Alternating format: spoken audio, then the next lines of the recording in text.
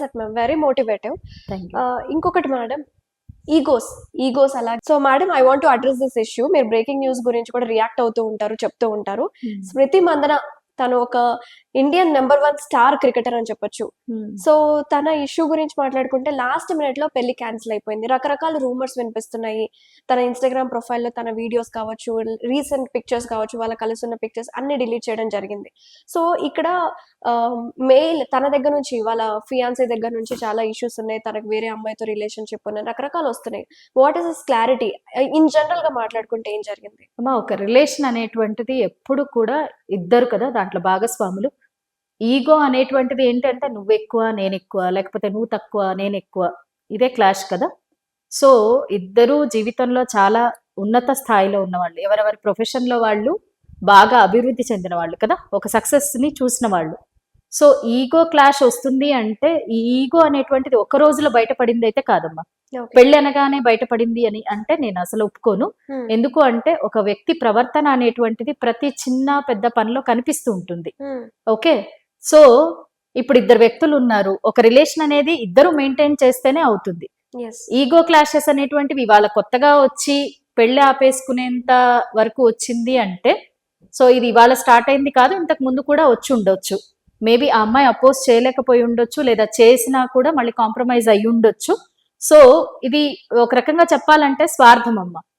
ఒక స్టేజ్ వస్తేనే ఈగో బయటపడిపోయి ఒక రిలేషన్ బ్రేక్ చేసుకుంటున్నాము అంటే అంతకుముందు మనం కాంప్రమైజ్ అయ్యాం కదా. సో ఏదో ఒక స్వార్థంతో కాంప్రమైజ్ అవుతాం కదా. మన ఇద్దరం ఉన్నాము, మనకు ఒక ఫ్రెండ్షిప్ ఉంది, లేదా ఒక రిలేషన్ ఉంది. సో ఆ రిలేషన్ లో ఇప్పుడు నీకు నేను ఈగోయిస్టిక్ గా ఉన్నాను, లేకపోతే నేను నిన్ను డామినేట్ చేస్తున్నాను అనిపించినప్పుడు, సో ఎక్కడో నీకు బయటపడుతుంది కదా అది. నువ్వు ఓపెన్ అప్ అయిపోయి చెప్పడము, లేకపోతే నన్ను నా మిస్టేక్ రియలైజ్ అయ్యేటట్టు చేస్తే నీకు మనశ్శాంతి ఉంటుంది, లేదా నీకు ఒక లైక్ ఏమంటారు పీస్ ఉంటుంది. లేదు నువ్వు అలా భరిస్తూ భరిస్తున్నావు, ఏదో ఒక రోజు బర్స్ట్ అవుట్ అయిపోతావు కదా. సో నువ్వు ఎందుకు భరించావు ఎన్ని రోజులు? స్వార్థం. ఆ ఫ్రెండ్షిప్ కట్ అవ్వకూడదనే స్వార్థం కదా. సో మరి ఈ ఈగో అనేది పెళ్లి దాకా వచ్చాక, ఇప్పుడు అందరికీ తెలిసాక, ఇప్పుడు కన్నా మొదట్లోనే, ఎందుకంటే ఈగో అనేటువంటిది ఇప్పుడు ఇద్దరు ఒక రిలేషన్ లో ఉన్నప్పుడు ఓపెన్నెస్ అనేది ఉంటుంది కదమ్మా. నువ్వు నీ రియాలిటీలో ఉంటావు, నేను నా రియాలిటీ, యాక్టింగ్ చేసేటువంటి అవసరం ఉండదు కదా. సో ఆ రియల్ నేచర్ అనేటువంటిది బయటకు వచ్చినప్పుడు ఈగో అనేది కూడా వచ్చి ఉంటుంది. ఓకే, సో ఆ ఈగో అనేది వచ్చినప్పుడు ఎక్కడో నేను కాంప్రమైజ్ అయ్యాను, అసలు ఎందుకు కాంప్రమైజ్ అయ్యాను అనేది మనం క్వశ్చన్ చేసుకోవాలి. ఎప్పుడు కూడా మనిషి మనస్తత్వం ఏంటంటే, మనం ఎప్పుడు ఒక కంప్లైనింగ్ నేచర్ ఉంటుంది. అంటే తన వల్లే ఇలా జరిగింది, తను కరెక్ట్ గా ఉండుంటే బాగుండేది. మార్పు ఎప్పుడు మనం ఎదుటి వ్యక్తిలో కోరుకుంటాం. ఓకే, అది తప్పు అంటాను నేను. అది ఆ అమ్మాయి కావచ్చు, ఇంకెవరైనా కావచ్చు. మార్పు అనేటువంటిది మనలోనే మాత్రమే సాధ్యమమ్మా. You cannot change the outer world, you don't have control towards that. నువ్వు ఇన్నర్ మాత్రమే చేంజ్ చేసుకో, అంటే నీ ఇన్నర్ సెల్ఫ్ ని మాత్రమే నువ్వు చేంజ్ చేసుకోగలుగుతావు. ఓకే, నువ్వు ఎక్కడో కాంప్రమైజ్ అయ్యావు, దేనికి? ఆ రోజే క్లారిటీ వచ్చుంటే మేబీ ఇంత దూరం వచ్చి ఉండేది కాదు. ఓకే, నువ్వు అక్కడ కాంప్రమైజ్ అయ్యావు, ఇప్పుడు ఒక పాయింట్ దగ్గర నువ్వు కాంప్రమైజ్ అవ్వలేకపోతున్నావు. దానికి ఒక క్లియర్ టాక్ అనేటువంటిది ఉండాలి, అటువైపు నుంచి కానీ ఇటువైపు నుంచి కానీ. ఓకే, ఈగో క్లాష్ అవ్వడం అంటే నువ్వెంత అనుకునేదాకా వచ్చింది అనుకోమ్మా.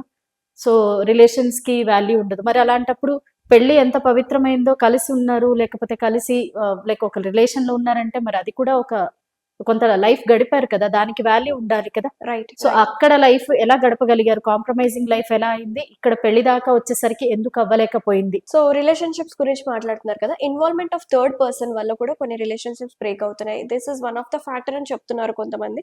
But what is the real factor? మరి రియల్ రిలేషన్ అనేటువంటిది అది ఫ్రెండ్షిప్ కావచ్చు, వైఫ్ అండ్ హస్బెండ్ కావచ్చు. నీ లోపాన్ని నేను యాక్సెప్ట్ చేయగలగాలి, నా లోపాన్ని నువ్వు యాక్సెప్ట్ చేయగలగాలి. ఓకేనా?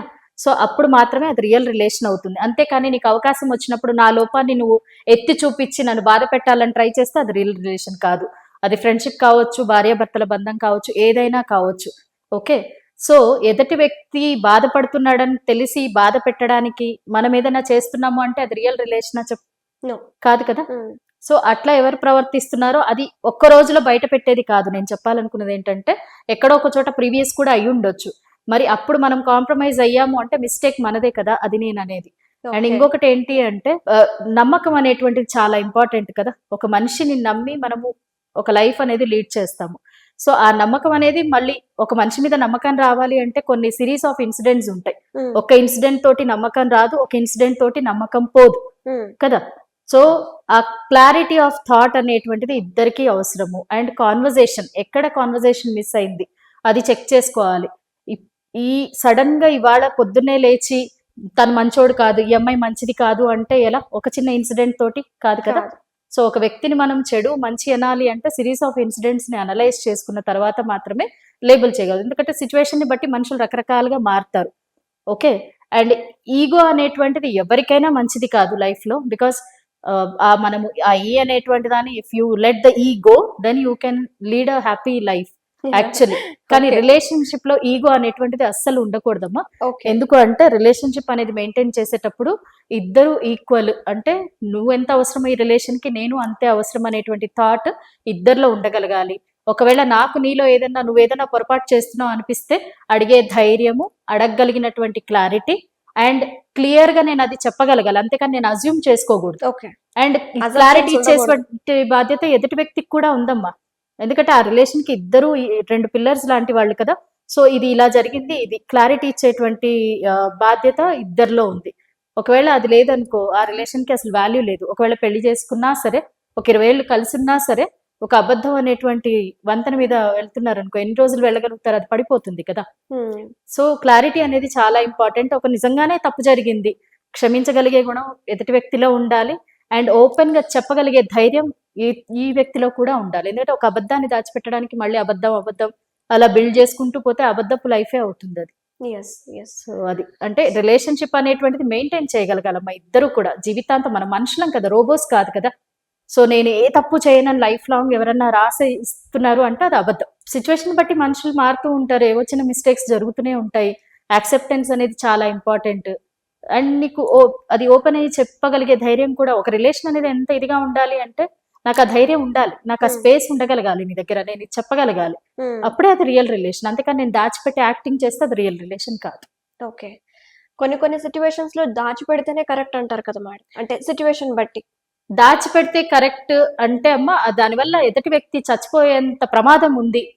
ఇప్పుడు అబద్ధం అనేది ఆడకూడదు అంటారు. Hmm. కాకపోతే ప్రాణాపాయ పరిస్థితి ఉంది, ఎదుటి వ్యక్తిని కాపాడాలి, లేకపోతే ఎదుటి వ్యక్తికి ఎలాంటి నష్టం లేదన్నప్పుడు అబద్ధం చెప్పడంలో తప్పు లేదని మన పెద్దవాళ్ళు అంటారు. అంటే అప్పుడు ఆ అబద్ధం చెప్పిన వ్యక్తి తప్పుడు మనిషా? కాదు కాదు. కదా.